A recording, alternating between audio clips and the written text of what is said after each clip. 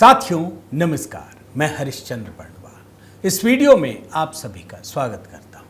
दोस्तों, आज मैं पहलगाम के मुद्दे पर मीडिया का कुरूप चेहरा दिखाने वाला हूं। मीडिया जिसे लोकतंत्र का चौथा स्तंभ कहते हैं। दोस्तों, भारत में मीडिया की क्या स्थिति है, मेन स्ट्रीम मीडिया की दिखाऊंगा मैं।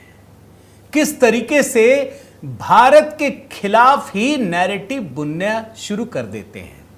अभी देखिए, भारत पाकिस्तान के बीच तनाव अपने चरम पर है, यह आप जानते हैं। मैं आपके सामने ना मेन स्ट्रीम मीडिया के कम से कम 4-5 उदाहरण रखने वाला हूं। यह भी दिखाऊंगा कि टाइम्स ऑफ इंडिया को क्यों माफी मांगनी पड़ी और बाकी बेशरम पत्रकारों को पत्रकारिता करने वाले मीडिया संस्थानों का चेहरा भी दिखाऊंगा। मैं आपको पाकिस्तान की मीडिया का भी दिखाऊंगा। अमेरिका के लोगों और अमेरिकी सरकार ने किस प्रकार से फटकार लगाई वो भी दिखाऊंगा। लेकिन उससे पहले आपको एक बात बता देता हूं दोस्तों, अभी पिछले कुछ समय में ना मैंने सोशल मीडिया में जो यूट्यूबर्स हैं और मेन स्ट्रीम मीडिया के भी कुछ लोग जब वो विमर्श करते हैं ना भारत और पाकिस्तान के बीच, तो भारत का पक्ष नहीं दिखाते। पता है क्या कर रहा है? मैं तो एक बहुत बड़े चैनल में देखा, वो डरा रहे हैं कि पाकिस्तान को सुनो, पाकिस्तान के पास परमाणु बम है, मोदी कुछ नहीं कर पाएगा, मोदी जो बोल रहे हैं उसमें कुछ नहीं है। जो पहले एक डराया जाता था ना कि पाकिस्तान के पास परमाणु बम है, बस वही नैरेटिव लगातार लोगों में घुसाए जा रहे हैं। लेकिन सच्चाई बदल गई। आप जानते हैं ना, पाकिस्तान हाँफ रहा है, पाकिस्तान के हुक्मरान कांप रहे हैं, पाकिस्तान की सेना के पैर डगमगा रहे हैं। मगर फिर भी दोस्तों, आज जरूरी है कि मैं आपको पाकिस्तान से इतर भारत के जो मीडिया संस्थान हैं उनका काला चेहरा आपको दिखाता हूं। मैं एक एक करके आपको सीधा दिखाता हूं। पहले तो आप देखिए, और बड़े बड़े ये द हिंदू अखबार है, देख लीजिए। आप पूरा पढ़ लेंगे ना, आपको समझ में नहीं आएगा। लेकिन इसने पता है क्या किया है? इसने मेन पेज पर सबसे बड़े बोल्ड करके जो सबसे बड़ी खबर है वो क्या है जानते हैं?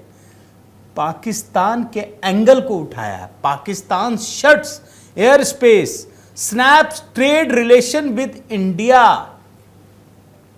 और उसमें बहुत ही छोटे हिस्से में, जरा ध्यान से देखिए नीचे वाला हिस्सा, आंखों पे थोड़ा जोर लगाना पड़ेगा आपको देखने के लिए कि भारत की खबर क्या है। Attackers will be punished beyond their imagination. ये छोटी सी खबर है। मतलब जिस बात से प्रधानमंत्री मोदी की जिस बात से पूरी दुनिया में हड़कंप है, पूरा पाकिस्तान हाँफ रहा है, उसको छोटा सा कॉलम, और जो पाकिस्तान ने रिएक्शन दिया वो बड़ा सा कॉलम। आप सोचिए, ये है लेफ्ट गैंग किस तरीके से काम करता, आप समझिए। ऐसे ही नहीं कहा जाता दोस्तों। आखिर हम लोगों की अहमियत क्यों आई, आपको पल पल इसका एहसास होगा। ये पाकिस्तान के नैरेटिव को आपके सामने प्रस्तुत करते हैं और भारत सरकार जिसकी ताकत की गूंज पूरी दुनिया में सुनाई पड़ती है, उसको ये छोटा सा स्पेस देते हैं। मैं तो अमित मालवीय का ट्वीट देख रहा था, उन्होंने लिखा था another classic from the Hindu on the India Pakistan issue. मैं एक आध ट्विटर हैंडल दिखाता हूं, लोगों का गुस्सा भड़क पड़ा। जैसे एक एस गुरुमूर्ति लिखते हैं, does it not seem like the headlines of the Dawn edition in Islamabad. इन्होंने जिक्र किया है, ऐसा नहीं लगता कि ये पाकिस्तान का एक अखबार है डॉन, उसका इस्लामाबाद संस्करण है? ऐसा नहीं लगता कि भारत के प्रधानमंत्री को छोटा सा, और पाकिस्तान जो कर रहा है, बाप रे बाप, पता नहीं क्या कर दिया है। अरे शर्म आनी चाहिए कि भारत के प्रधानमंत्री जब सऊदी अरब से आ रहे थे ना, तो पाकिस्तान का स्पेस ही इस्तेमाल नहीं किया। लिख देना चाहिए था कि तुम स्पेस क्या बंद करोगे, भारत ने ही बंद कर दिया। एक और ट्वीट मैंने देखा, यस प्रफुल्ल केतकर जर्नलिस्ट है, ऑर्गेनाइजर के संपादक भी। Yes, for Hindu giving Islamist Pak position is more important than the position of Bharat. What a downfall. What can you expect when the chairman of the group is busy with the CPM party Congress? CPM Congress की गोद में जाकर chairman बैठा है। अरे तो chairman गोद में बैठा है तो क्या भारत का स्टैंड ही बदल दोगे? और डॉन की बात मैंने सुनाई थी ना आपको, हम जानते हैं, डॉन अखबार देख लीजिए। भारत ने जो फैसला किया है, कड़वा फैसला, पाकिस्तान पे कितना गहरा असर पड़ा है, ये पाकिस्तान के अखबार ही बता रहे। इस पर तो मैंने बहुत विस्तार से एक वीडियो बनाया है, पाकिस्तान में हाहाकार, देखिएगा, बड़ा वायरल हुआ है वो वीडियो। तो ये भारत का द हिंदू अखबार है, नाम तो हिंदू है और घोर एंटी हिंदू, ये है असलियत। एक और अखबार का दिखाता हूं, द टाइम्स ऑफ इंडिया। ये देखिए, इसके एडिशन में इसका एक नीचे वाला हिस्सा देख रहे हैं जहां पे अंडरलाइन किया हुआ है, उसमें लिखा है इंडियन कंट्रोल्ड कश्मीर। ये टाइम्स ऑफ इंडिया अखबार का हिस्सा दिखा रहा हूं, इंडियन कंट्रोल्ड कश्मीर। जो पाकिस्तान लिखता है वो टाइम्स ऑफ इंडिया लिख रहा है, नाम में तो इंडिया है, इनको टाइम्स ऑफ पाकिस्तान कर देना चाहिए। सोशल मीडिया पर लोगों ने लिखा है कि ये कौन सी भाषा बोल रहे हैं भाई। यहां देश का गृह मंत्री बोलता है कि पीओके हमारा, जान लगा देंगे। ये भारत के पास जो कश्मीर है, जो भारत का हिस्सा है अभिन्न, उसको इंडियन कंट्रोल्ड कश्मीर। लेकिन अच्छी बात क्या है कि टाइम्स ऑफ इंडिया को यह बात समझ में आ गई, उसने तुरंत माफी मांगी, स्टेटमेंट जारी किया। देखिए ना, statement from the Times of India, we sincerely apologise for an incorrect caption that appeared in a limited number of our early Uttar Pradesh editions today in reference to Jammu and Kashmir, कि मैं sincerely माफ़ी मांगता हूं जो incorrect caption गया वो भी limited edition में, लेकिन गया जम्मू कश्मीर के मामले में। The error was due to a photo caption used by a foreign news agency and appeared in approximately 3 of over 50 daily editions. इसको माफ़ी मांगी है, चलिए माफ़ कर दिया, इसमें कोई दिक्कत नहीं।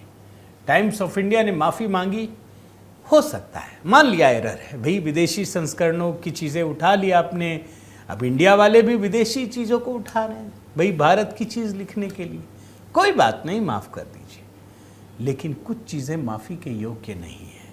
अब मैं ज़रा दोस्तों दो अखबारों के बाद दो न्यूज़ चैनलों की बात बताता हूँ। अब जो मैं आपको दिखा रहा हूँ ना, एक ट्वीट पर नज़र पड़ी है, एक्स हैंडल है विश्वात्मा। अब इसमें जो लिखा है उसी के भरोसे मैं सुना रहा हूँ। तमिलनाडु मीडिया में कांग्रेस स्पोक्स पर्सन जानते हैं क्या कह रहे हैं कि भारतीय जनता पार्टी वक्फ बिल पर हिंदुओं का सपोर्ट उसने खो दिया, इसलिए पहलगाम में आतंकी हमला हुआ। आप बियॉन्ड इमेजिनेशन, कल्पना से परे कि ये चैनल क्या कर रहे हैं, किसको सुना रहे हैं, क्या सुना रहे हैं, कुछ नहीं पता, कोई कुछ भी बोलकर जा रहा। इसमें चैनल की तो गलती नहीं है, लेकिन तमिलनाडु मीडिया में अगर बैठ करके वो बोल रहा है, कांग्रेस का प्रवक्ता बोल रही है, तो आप सोचिए इसको हटाना चाहिए या नहीं हटाना चाहिए। लेकिन यहाँ कुछ भी हो सकता है। एक बार वीडियो दिखाता हूँ, समझ में मुझे तो नहीं आया, आपको अगर आता हो तो ज़रूर कमेंट में बताइएगा मुझे, सुन लीजिए। அந்த சட்டம் வந்து அமலுக்கு வரக்கூடிய இந்த ஒரு சூழல்ல அது குறித்து நாடு முழுவதும் பேசுபொருளாகி இருக்கிற இந்த சூழல்ல இந்த தாக்குதலை நாம ஒரு ஏதோ ஒரு புள்ளியில இணைக்க வேண்டிய இடம் இருக்கிறது. அப்ப அந்த அதையும் இதற்கான நோக்கம்னு பார்க்கிறதுக்கு நமக்கு நிறைய டேட்டா வேணும். அது அதிகாரப்பூர்வம் இல்ல, இப்படியான ஒரு கணக்கு அதுக்கு இருக்கான்னு கேக்குறேன். பெரும்பாலான இந்துக்கள் வக்ஃப் விஷயத்துல ஆதரவா இல்ல, முதல்ல அவங்களுக்கு மொத்தமா வாக்களித்த 39%லயே 9% கூட்டணி கட்சி, மீதி 30%ல அவங்களுக்கு கூட்டணியா இருக்க தேர்தல் கமிஷனுடைய ஓட்டையும் கழிச்சுனா இந்து மக்கள்லயே அவங்களுக்கு பெரும்பாலானவர்கள் அவங்க சப்போர்ட் இல்ல. அதை எடுப்பதற்கு தான் பல வேலை செய்றாங்க. 10.5 ஆண்டுகளாக முஸ்லிம்களுக்கு ஆதரவாக சட்டம் கொண்டு வருவோம்னு சொல்லி இந்துக்களுக்கு எந்த சட்டமும் ஆதரவா கொண்டு வரல. अब देखिए दोस्तों, तमिल मेरी प्रिय भाषा है, मैं नहीं जानता, माफी के साथ, तो जो जानते बताइएगा, बट इस ट्वीट में साफ साफ लिखा है और मीडिया वाले इसको दिखा रहे हैं बढ़ा चढ़ा करके। क्या मीडिया की कोई भूमिका नहीं है इसमें? और आपको एक दिखाता हूं, ये जो मैं आपको दिखा रहा हूं ना, ये चैनल का नाम है मीडिया वन। पता है क्या कहा जा रहा है? एंकर बोल रहा है इसमें कि ये जो पहलगाम में टेररिस्ट अटैक हुआ है वो बिहार चुनाव को प्रभावित करने के लिए हुआ है। मलयालम में है, नीचे कैप्शन भी चल रहा है, बड़े ध्यान से देखिएगा। നിർണായക തെരഞ്ഞെടുപ്പുകൾക്ക് മുമ്പ് ഇത്തരത്തിലുള്ള ഭീകരാക്രമണങ്ങൾ ഉണ്ടാവുന്നുണ്ട്. ഇനിയിപ്പോൾ വരാൻ പോകുന്ന തെരഞ്ഞെടുപ്പ് എന്ന് പറഞ്ഞാൽ ബീഹാർ തെരഞ്ഞെടുപ്പാണ്. ബീഹാർ തെരഞ്ഞെടുപ്പിന് ഇത് എങ്ങനെ ഗുണം ചെയ്യുമോ, അതാണോ ഇതിന്റെ പിന്നിലുള്ളതെന്ന് നമുക്കറിയില്ല. अब ये भी मलयालम में है, लेकिन उसमें लिखा हुआ है, मैं इसीलिए ट्वीट के साथ दिखा रहा हूं।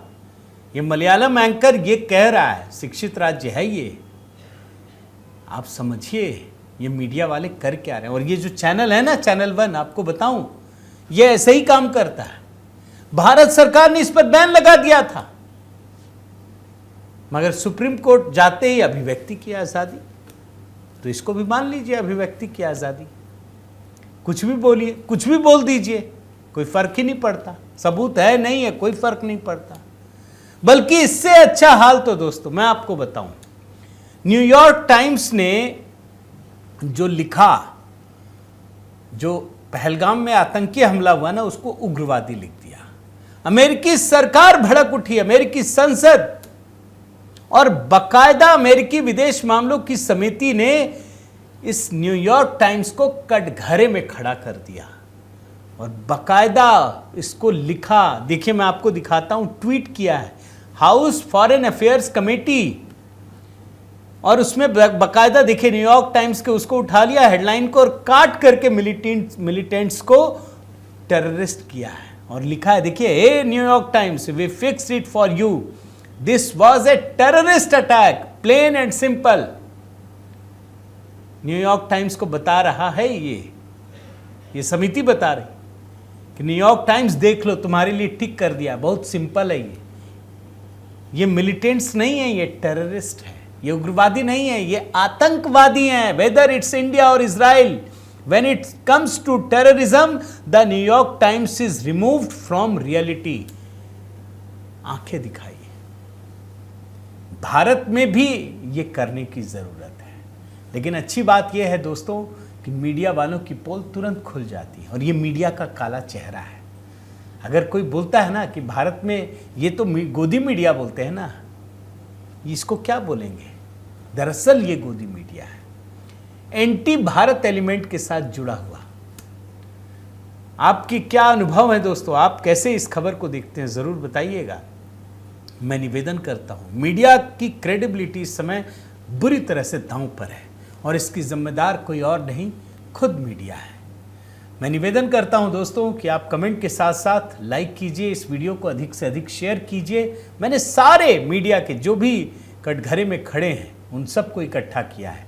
इस चैनल को भी सब्सक्राइब कीजिए। और हाँ, HB मेलोडी पर दोस्तों एक नया मंत्र हमने अपनी तरफ से बनाकर अपलोड किया है, ज़रूर देखिएगा, वहाँ भी अपना प्रेम दीजिएगा और वहाँ भी कमेंट कीजिएगा दोस्तों। वहाँ हर कमेंट का आपको जवाब दूंगा व्यक्तिगत रूप से।